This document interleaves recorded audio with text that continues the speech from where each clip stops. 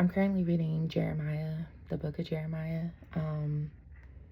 And yeah, I've been trying to do like a chapter a day and actually like dig deep into the chapters so that you can gain revelation. But chapter 7, verse 5 says, "For if you thoroughly change your ways and your behavior, if you thoroughly and honestly practice justice between a man and his neighbor, if you do not oppress the transient and the foreigner, the orphan or the widow, and do not shed innocent blood in Jerusalem, nor follow after other gods to your own ruin, then I will let you live in this place, in this land that I have gave to your fathers, forever and ever.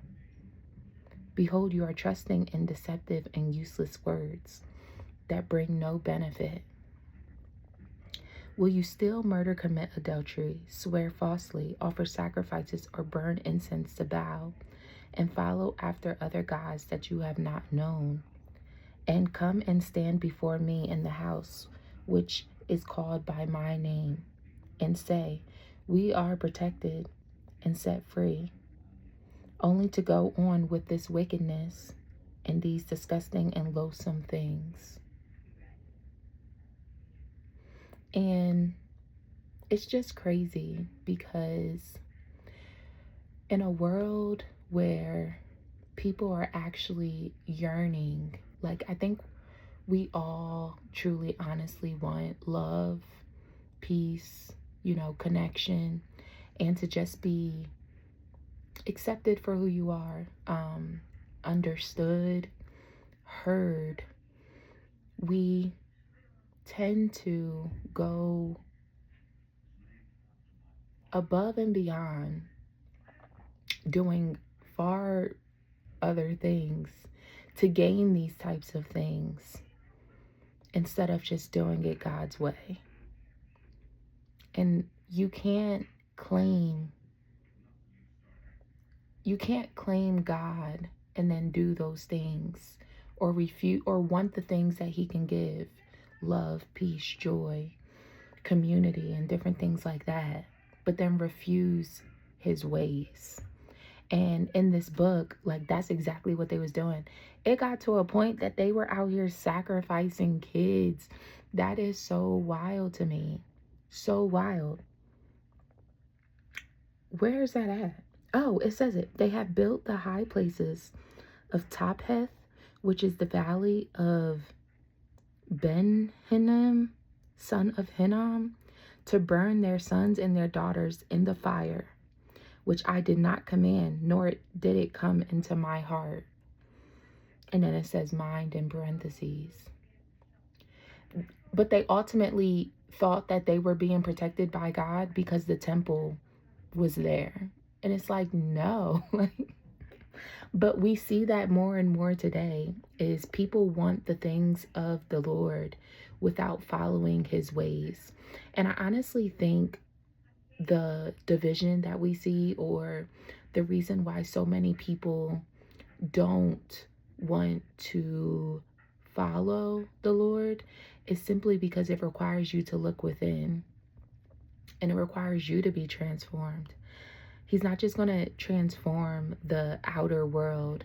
He's going to make you look at you first, especially in like areas of your life, your relationships, everything. Your whole entire life will be transformed. And not only that, so many people have this like thought process of looking at it as religion or trying to be controlled, which shows it shows your true heart. Like, it honestly does show your true heart, because you do need someone governing you. You do need someone who is leading you in this lifetime. And so many people don't want to be led, but don't have direction, don't know what they're doing, and sad, and want the things of the Lord, but don't want to do his way. Which is why we have deception, which is why we have people with depression, people with no sense of identity or purpose, and feel so empty And it's all because you want to do what you want to do, but want God to bless that. And his word actually says, like, his thoughts and his ways are so much higher. That's the type of God I want governing me. That his thoughts and his ways are higher. That they haven't even entered into my mind or into my heart, because that's how mask and how much he loves me. It's definitely a love that you can't describe. And I think so many people, especially because of like wrong doctrine, have this thought of like Christianity just being about rules and being about you following them and not breaking them, when really it's honestly for your protection. One, because of how it can distort your mind and everything, those types of things. But also it does require you, like I said, to look within. It definitely requires you to look within. Every situation that I've been in, God has made me look at myself first and check my motives and check my heart to make sure that everything is coming from a genuine place, in a place of his spirit and not my own ways, I should say. And I'm honestly grateful for that. Super, super grateful for that.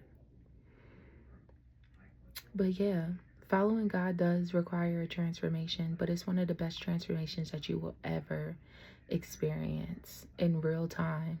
Seeing him transform your life, seeing him move, seeing him mold you and prune you and shape you into a better person. That way when you look back over your life, there's purpose, there's identity, and you literally just see God. Like, it's amazing. I can't even explain it. And that's not saying like all of it is easy. It's very much hard. Very much hard sometimes to understand his ways, his thoughts, and why some things are like this and why some things are like that. But he's so masked that your mind can't grasp it all. But I just always trust that all things are working together for our good, and try to come back to that. But yeah, this is just my little TED Talk as I read. That is one of the things I noticed. I wrote some notes.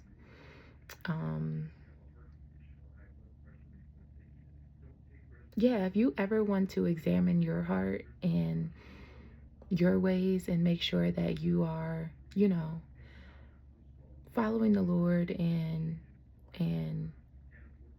just being honest with yourself, with him, read Jeremiah, child, because it will check you and have you like,